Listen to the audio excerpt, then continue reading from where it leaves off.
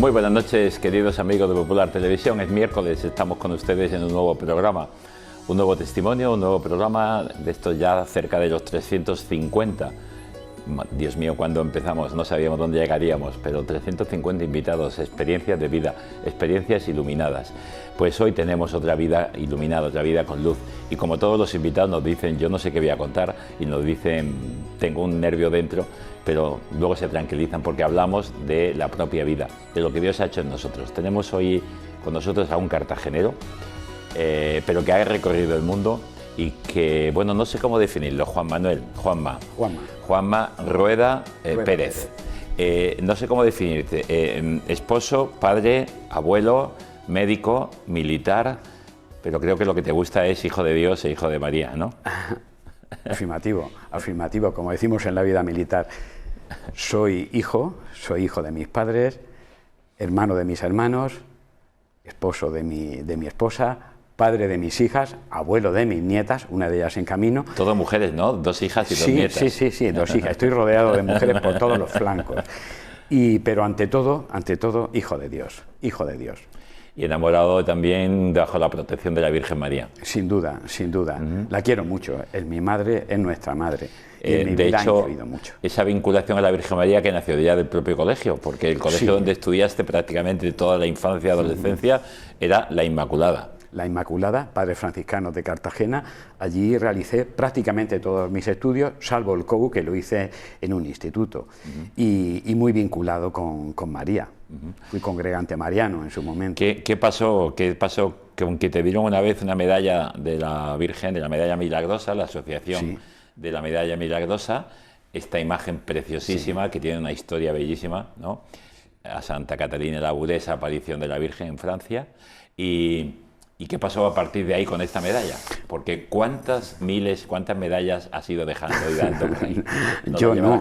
Yo no, ha sido ella.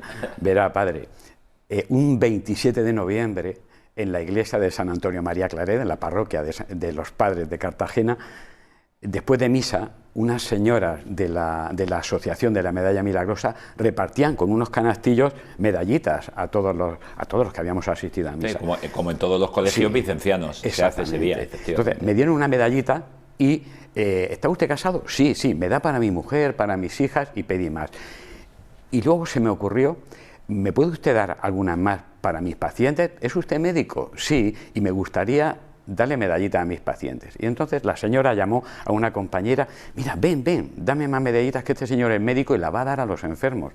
Y efectivamente, me dieron un puñado de medallitas.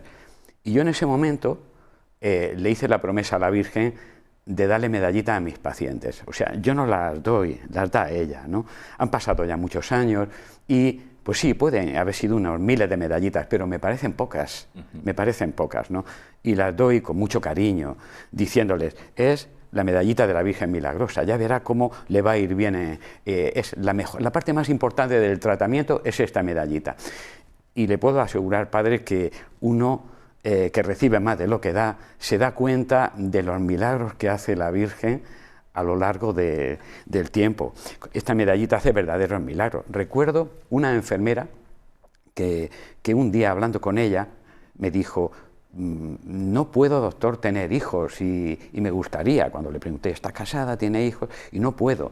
Y entonces le di una medallita de la Milagrosa y le dije, ya verás cómo vas a tener un bebé.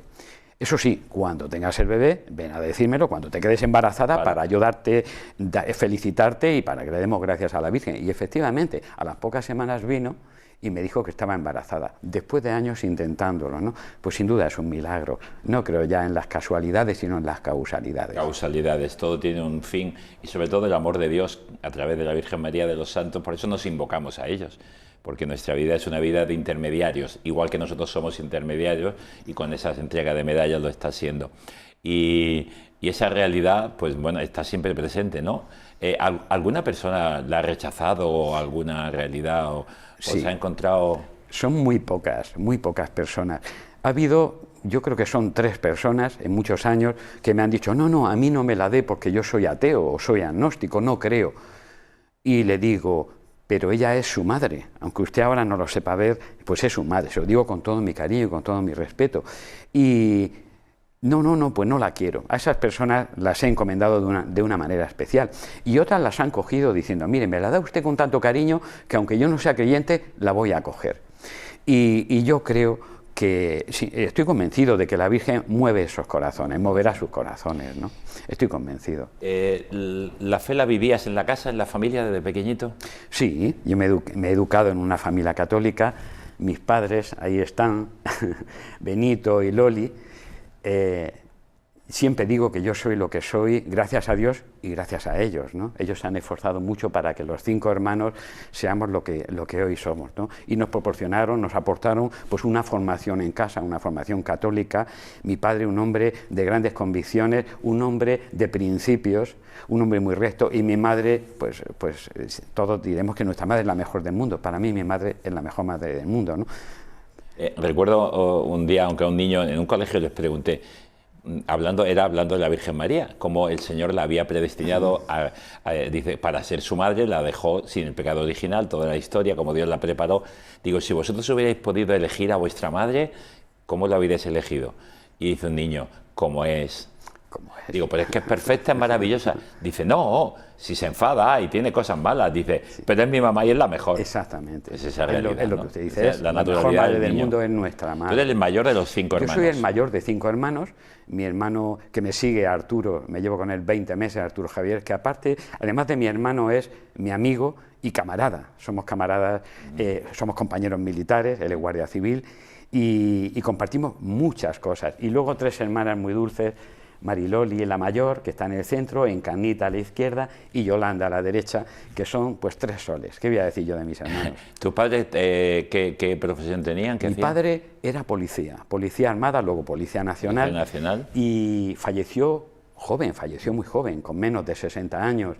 Y para mí siempre ha sido un referente. De hecho, yo mi vocación militar se la debo a mi padre. Eso te iba a preguntar, ¿de dónde venía esa vocación? De mi padre. La vocación médica y la vocación militar. ¿Por qué la medicina? ¿Por qué la milicia? Sí. ¿O fue una cosa antes que otra? ¿Cuál? La vocación médica precedió a la militar. Yo ya de jovencito pues tenía una gran pasión por la ciencia biológica y en concreto por la medicina. Mi vocación militar la descubrí después, pero se la debo en gran medida a mi padre que vivía los valores castrenses en casa, y mi hermano, guardia civil, que está ahí a la derecha, mi hermano Arturo, también su vocación policial y militar depende mucho de la de mi padre, ¿no? A él se la debemos, pero en mi caso la vocación médica precedió a la vocación militar. Yo luego la descubrí y se pueden armonizar ambas perfectamente, y le doy gracias a Dios por haber tenido la oportunidad de compaginarlas. Tuviste una experiencia dura y seria, importante, como médico y militar, allá hace 30 años ya. Dios mío, cuando miro hacia atrás digo, si yo era joven entonces miraba y tal. Yo recuerdo cuando la guerra de los Balcanes, recuerdo después la visita de Juan Pablo II un año después a Croacia, y aquella realidad en Sarajevo que les dijo, el único modo de restaurar estas heridas es el perdón, sé que os costará, pero es la única manera. Pues aquí te tenemos, jovencito, sí, como con los militares españoles, ¿no? en el contingente español de la ONU, y como médico y militar.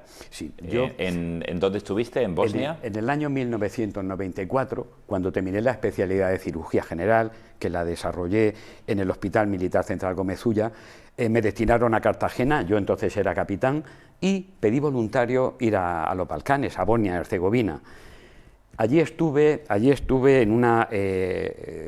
con el contingente español de la Fuerza de Protección de Naciones Unidas, Cascos Azules, y fue una experiencia que marcó en mi vida un antes y un después. En esa experiencia ocurrieron cosas para mí de gran trascendencia. Yo recuerdo cuando me despedí de mi padre en Granada, vivían mis padres en Granada, y me despedí de él en la puerta de casa, que mi padre me dijo, dándome un abrazo, hijo, estoy muy orgulloso de ti y de que vayas a una misión internacional, pero sé que no te voy a volver a ver, me dijo mi padre, cuyo estado de salud por entonces era delicado. Y le dije, papá, ¿cómo dices eso? Claro que nos vamos a volver a ver. Yo luego partí hacia Bosnia, y cuando llevaba 2 meses de misión, mi padre enfermó. Mi padre enfermó gravemente y de hecho fue intervenido quirúrgicamente en varias ocasiones. Y en ese contexto, después de un tiempo de sequía espiritual de 16 años, de casi 16 años, recé un Padre Nuestro, después de 16 años, me acordaba perfectamente, no se me había olvidado, y lo recé por mi padre. Ahí en mi vida de fe hubo un antes y un después. Recuerdo que mi jefe de grupo quirúrgico en el que yo estaba integrado, mi teniente coronel, me ordenó regresar a España. Me dijo: Juan Manuel, tu padre está enfermo, tu madre necesita apoyo, debes regresar a España. Mañana en un avión desde Split te repatriamos. Y yo le dije a mi teniente coronel, mi padre está perfectamente atendido y mi madre también, por mi hermano, mis 3 hermanas, está perfectamente atendido. Yo, mi teniente coronel, le dedico esta misión a mi padre, a que le debo mi vocación militar. Y si salgo antes de la zona de operaciones será con los pies por delante. Así se lo dije. Y ha sido la única vez en mi vida que puedo decir que no obedecí una orden militar. Pero mi teniente coronel lo entendió muy bien y me dijo: vale. Y le dije que salgo con los pies por delante. Pues bueno, pues a las pocas semanas enfermé yo, con un problema intestinal, con una peritonitis que me la diagnostiqué a mí mismo. Claro, yo era el cirujano del equipo y yo me di cuenta de que necesitaba que se me interviniera quirúrgicamente. Claro, a mí mismo no me podía intervenir, entonces me tuvieron que repatriar y me evacuaron en un avión medicalizado a Madrid, y en la puerta del avión le dije a mi teniente coronel: ¿ves, mi teniente coronel? Al final salgo con los pies por delante. Y efectivamente, y salí con los pies por delante. Me intervinieron en el Hospital Gómez Ulla, donde me formé como cirujano. A Dios gracias, todo muy bien, pero estaba en una situación grave, digamos, y estuve hospitalizado coincidiendo con mi padre en Granada. Los dos hospitalizados. Sí, mi padre en Granada, yo en Madrid. Yo a mi madre no le dije que estaba hospitalizado porque no quería añadirle sufrimiento a mi madre, y la llamaba desde el hospital, desde mi habitación: mamá, hijo mío, te noto la voz muy débil. Estoy bien, mamá, estoy aquí en Bosnia, todo de maravilla, mamá, ¿cómo está papá? Y tal, y estaba al tanto de cómo estaba mi padre, pero claro, yo no estaba en condiciones de viajar. ¿Qué va?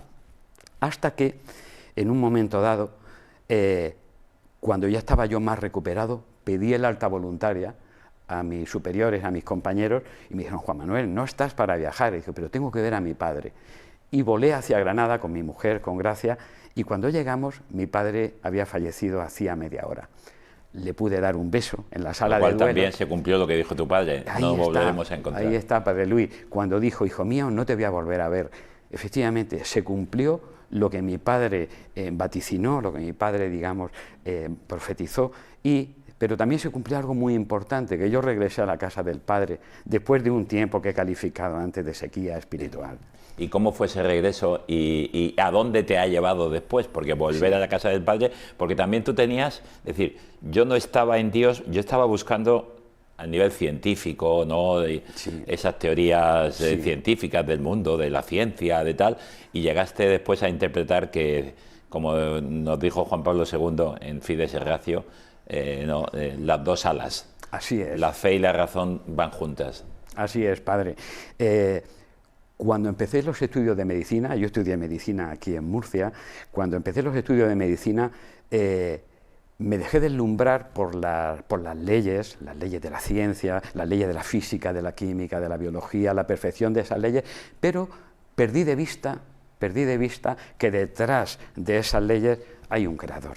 Hay un Padre y una fuente de todas esas perfecciones. Y entonces me alejé de Dios. Me alejé de Dios desde el punto de vista intelectual y afectivo, pero le buscaba. Yo sabía que le anhelaba. El ansia está en el corazón. Sí, el ansia, la búsqueda de la verdad, nunca la he dejado, gracias a Dios. Y en Bosnia, cuando recé aquel Padre Nuestro, me di cuenta de que Dios nunca me había abandonado, de que Dios estaba conmigo en todo momento y de que estaba tan cerca que estaba a una oración de distancia, tan cerquita que estaba a una oración de distancia. Aquel Padre Nuestro me hizo regresar a la vida de oración, a la vida de fe. Fue algo paulatino y le doy gracias a él, ¿no? Mi padre, estoy convencido de que influyó mucho porque debió rezar por mí. Y compaginar, pues eso, como decía, ciencia y fe no son antagónicas, son complementarias. Para nada. Como usted ha mencionado, fe y ración, fides y ratio. Uno de los padres de la física cuántica, un premio Nobel, von Weizsäcker, afirmó que cuando se bebe de la copa de la ciencia, uno puede apartarse de Dios, pero cuanto más se bebe de esa copa y se ve que se va apurando esa copa, en el fondo de la copa se ve el rostro del Creador. Lo que venía a afirmar es eso. Llega un momento... Con el primer trago te separas. Sí, se puede uno separar de Dios, ¿no? Y ensoberbecerse, es el pecado original, esa soberbia de decir, bueno, yo puedo explicarlo todo, ¿no? Las leyes, la perfección de las leyes de la física, de la química, de la biología, las leyes de la herencia genética, etc. Uno se deja deslumbrar y pierde de vista que detrás hay un creador. Ahí, esa frase, la última parecida la tiene Einstein, que dice: poca ciencia aleja de Dios, sí, mucha ciencia acerca a Dios. Sí, sí, sí. O lo que hacemos cuando nos ensoberbecemos, como tú decías, orgullosos y soberbios, porque estoy un estudiante, muchas veces a los padres que han estudiado menos o no han estudiado, cuando uno está estudiando, se le pone por encima, es que yo sé, sí, que tú no estudiaste, no sabes. Sí. Y tu padre dice, vale, ya te caerás. Sí. Ahora sabes mucha técnica y muchas cosas.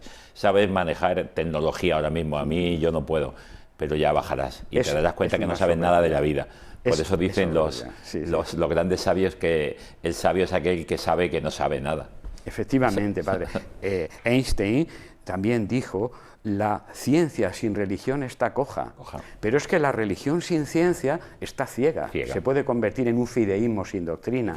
Y es cierto, cuando uno descubre esas dos alas del conocimiento, como afirmó San Juan Pablo II, fides et ratio, la fe y la razón son las dos alas mediante las cuales el espíritu humano se eleva a la contemplación de la verdad, se da cuenta de que puede entender mejor la realidad y de que cada vez sabe menos. Esa presencia de Dios, y es como tú dices, estaba a una oración de Dios.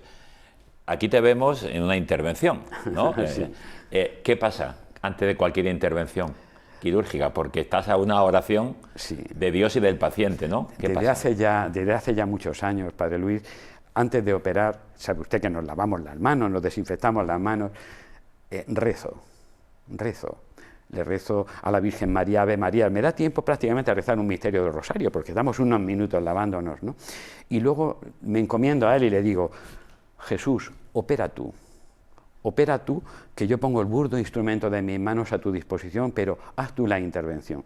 Y a mí me da mucha paz, y noto cómo me ayuda. Ahí estoy operando con mi amigo Antonio, aquí a la derecha, amigo inseparable y compañero de equipo quirúrgico. Porque estás todavía en activo en el Hospital del Perpetuo Socorro, ¿no? Sí, en Cartagena. Trabajo en el Perpetuo Pero has Socorro. Estado en Santa María del Rosell, sí, en Santa Lucía. Estuve un tiempo, 10 años, en el Servicio Murciano de Salud, en ambos hospitales de Cartagena, después de solicitar una excedencia a las Fuerzas Armadas, y posteriormente me incorporé a las Fuerzas Armadas, y mis últimos destinos han sido, no ya quirúrgicos, han sido en la base aérea de Alcantarilla y en el mando de operaciones especiales en Rabasa. El digestivo, me imagino que conocerías, bueno, conoces todavía a Romero, doctor Romero, sí, aquí de Murcia. Sí, claro que sí. Me trató a mí también por una úlcera sangrante Romero más. Tremenda, tremenda. Muy curioso, porque estoy, digo, digestivo, eso yo tuve que pasar por ahí.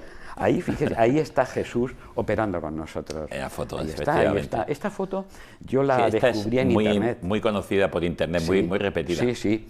Yo la conocí hace tiempo y la tengo de perfil de WhatsApp.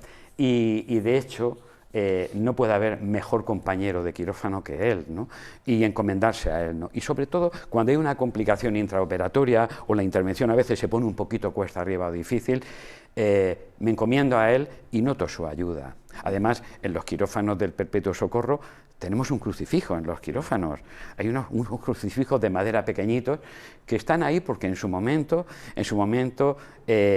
quisimos los médicos que estuvieran hace ya años, ¿no? Y cuando uno está operando y ve que va a dar un paso de cierta complicación, de cierta dificultad, y mira al crucifijo, tiene una gran paz, ¿no? Y ayuda muchísimo. ¿Y qué te pasó con un rosario una vez? Con ese rosario. Bueno, yo siempre entro al quirófano con mi rosario.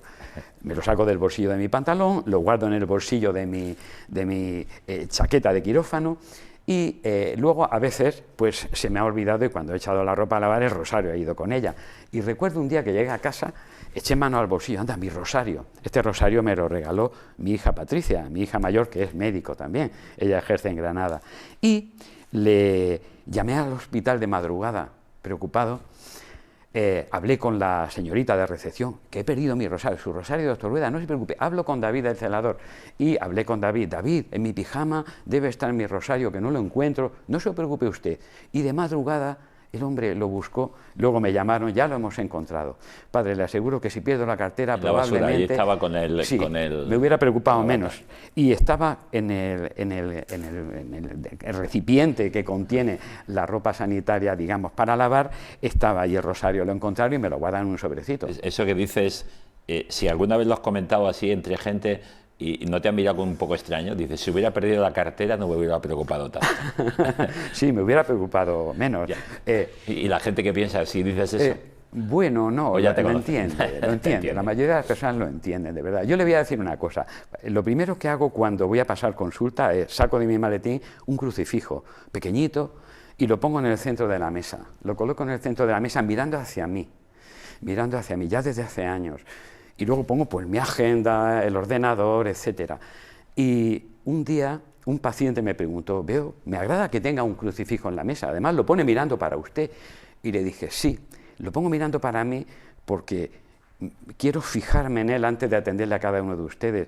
Y él me recuerda que debo verle a él en ustedes, los pacientes. El Padre Pío, como usted sabe, decía o dijo, en el enfermo está Cristo. Y en el enfermo pobre Cristo está 2 veces. Efectivamente, el crucifijo a mí me ayuda a tener presencia de él y a intentar, no digo que siempre lo consiga, pero por lo menos intentarlo, ver a Cristo en el paciente. Nadie es indiferente a ese crucifijo, de hecho muchas personas me permiten tocarlo, incluso besarlo y tal. Y algunas personas lo miran, todo el mundo lo mira con respeto, padre. Fíjate que hace poco, creo que fue hace un año, año y medio, salió una foto muy conocida, se ha hecho muy viral, del Papa Francisco abrazando a un enfermo con una enfermedad de la piel, con muchísimo grano, de la cara muy deforme, y dijo el Papa, hablando de él y de la enfermedad, porque había enfermos especiales allí, dijo, es tocar la carne enferma de Cristo. Tocar al enfermo, sí. Tocar al enfermo, que a veces nos da un poco de temor. Tocar al enfermo es tocar la carne enferma de Cristo, que se hizo carne por nosotros. Por eso él se identificó con el pobre, con el último, el carcelado, el enfermo, el leproso, el que tiene hambre o sed, ¿no? Sin duda. Ver a Cristo en el hermano, y ese hermano necesitado. Por eso dice, tengo en la cruz, a través de este filtro, en el paciente le trato como si fuera el mismo Cristo. Sí, eso ayuda mucho en la práctica médica, a mí me ayuda mucho. Este es el rosario. Este es el rosario, efectivamente, y este es el crucifijo, con la medallita de la Milagrosa, que pongo en mi mesa, ¿no? Y es cierto, intentando al menos ver a Cristo en el enfermo, la profesión médica adquiere un relieve, una tercera dimensión que le da un volumen, un peso y hace que se viva de otra manera. No, es una vocación. En el fondo, dice, creo, no sé si fue el mensaje de este año o de hace 2 años para el Día Mundial del Enfermo, del Papa, decía, cuando no se puede, dice, no siempre se puede curar, pero siempre se puede cuidar. Sí. Como diciendo, el trato, el cuidado al enfermo, y después vendrá la sanación, si viene la posibilidad y si es posible. Claro. Pero si no, al menos tratar de persona a persona y el cuidado. No quiero que se me escape, porque también tienes una experiencia. Le pediste a tu mujer un libro cuando estabas en Bosnia, ¿no? Sí. Ese libro también te ayudó y te marcó. Sí. ¿Eso qué fue, después del Padre Nuestro? Fue después del Padre Nuestro, evidentemente. Verá, en una librería de Cartagena, vi en una ocasión, pero no lo abrí prácticamente, un libro que se llama Camino Surco Forja, de José María Escrivá de Balaguer. Y después de aquel Padre Nuestro que marcó un antes y un después, le dije a mi mujer, Graci, mándame por favor un libro que está en tal librería, cómpramelo y mándamelo, por favor. Tenía necesidad. ¿Lo habías visto pero no lo habías comprado? No lo había comprado. Lo vi antes de irme a Bosnia. Y ella me lo mandó en un paquete y ahí empecé a leerlo, ¿no? Me llamó poderosamente la atención la posibilidad de que se pudiera santificar la vida ordinaria, la la santificación del trabajo, la llamada universal a la santidad, y todo eso apoyado en un pilar fundamental, la filiación divina, ¿no? Leyendo Camino Surco Forja encontré un gran consuelo y un gran alivio en esas semanas duras durante la enfermedad de mi padre y que precedieron a mi enfermedad. A tu peritonitis. Y ahora lo tengo como libro de cabecera. Estos son libros que se pueden leer una vez, 10 veces, 50 veces, porque son libros que te van iluminando distintos momentos de la vida. Sí. Quizá hay frases, hay palabras que en un momento concreto no te llamaron tanto la atención porque vivías otra experiencia y ahora sí. Pues eso se puede releer continuamente. Son libros para la meditación, para leer un punto. Y meditarlo, ¿no? Y para echar leña a la oración, ¿no? Alimentar la oración con... Hoy día, ¿cómo vives, cómo mantienes esta fe, cómo mantienes la vida cristiana? ¿Dónde son tus pilares hoy día para continuar adelante? Indudablemente... Porque la vida no siempre es fácil. Indudablemente la Santa Misa. La Santa Misa, el rosario, el rezo del rosario, el intentar tener presencia de Dios y convertir en oración todo momento. Es fácil decirlo, no es fácil hacerlo, no quiere decir que yo siempre lo consiga, pero en intentar ofrecer todo lo que hago, ¿no? Mi estudio, mi trabajo, mi vida familiar, pero sobre todo los sacramentos, ¿no? La confesión, la Santa Misa y la oración, ¿no? Sí, que a veces dice uno, tengo que hacer cosas extrañas, ¿no? Cosas normales. No, cosas muy vivir normales. Los sacramentos y vivir la presencia, sí. Ese hilo umbilical, ese cordón umbilical sí. Con Dios, que es la oración. Exactamente, ese cordón umbilical, como usted bien dice, ¿no? Dios está a una oración de distancia, ¿no? Entonces le tenemos continuamente a nuestro lado. Pues el tener presencia de Él durante todo el día permite realizar el trabajo de una manera diferente y vivir la vida familiar también de una manera diferente, ¿no? Con sentido sobrenatural. ¿Y cómo se vive de abuelo? De abuelo, pues es impresionante. Si a los hijos se les quiere mucho, a los nietos es pues como a los hijos también. Ahí hay 4 generaciones en esta foto. Mi madre, mi mujer Gracia, que es un cielo, me volvería a casar con ella otra vez, mis 2 hijas, Patricia, que está a la izquierda, que es médico, Gracia María, que es maestra, y mi nieta Daniela. Tenemos otra nieta que, si Dios quiere, nacerá a finales de abril, Gracia María, se va a llamar como su madre. Aquí está su ecografía, las ecografías maravillosas que hacen ahora. En 3 dimensiones, no como antes. Y que está encomendada a Nuestra Señora de las Gracias. No tiene todavía la medalla milagrosa, pero la tendrá en el momento de Nazca. La tiene desde el momento en que se casó su madre y que se la di. Toma, para el primer bebé. Para el primer bebé. O sea, la tiene. Y está encomendada a la Virgen. Nuestra Señora de las Gracias. Yo tengo en mi casa 3 gracias. Gracia María, mi mujer, Gracia María, hija, y ahora una nieta. Una nieta que va a ser más afortunado y agraciado no se puede ser. Las 3 gracias, como hizo Rubens, ¿no? Efectivamente. Pero de otro modo. Pues no sé si quieres darnos un mensaje final interesante que quieras dejar como dice, oye, hay una idea que quiero remarcar o hay algo que no he dicho y quiero que quede, porque el tiempo, cuando estamos a gusto, escapa, pues se nos va de las manos. Sí, la idea que se me ocurre, Padre Luis, es la posibilidad de convertirnos todos los días. O sea, Dios lo tenemos muy cerca de nosotros. Él nos sigue, nos cuida, aunque a veces no sepamos verlo. Yo eso lo he podido experimentar en mi vida y lo comparto con mis pacientes y con mis amigos, ¿no? En no dejarle, el recurrir siempre a Él, tenerle muy presente y saber que aunque tropecemos, porque somos humanos y tropezamos y todos tenemos debilidades, y por supuesto yo también, nos podemos levantar enseguida, ¿no? Y para levantarnos están ustedes para ayudarnos como ministros. Yo a un sacerdote hace poco le dije algo que le gustó mucho, y se lo voy a decir a usted, Padre Luis. Le dije, ustedes dan los 3 mejores regalos, dispensan los 3 mejores regalos, y los 3 empiezan por P: la palabra, el perdón y el pan.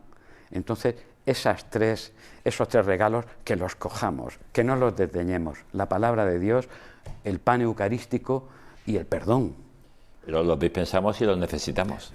Porque, como tú dices, nadie es perfecto y la llamada a la conversión es una llamada del día a día, y esa conversión lleva un segundo paso, que es, como quiero unirme a Dios, pues voy a coger esto que tú decías, que es una frase muy bonita que he repetido varias veces: como estoy solo a una oración de Dios, no estoy lejos.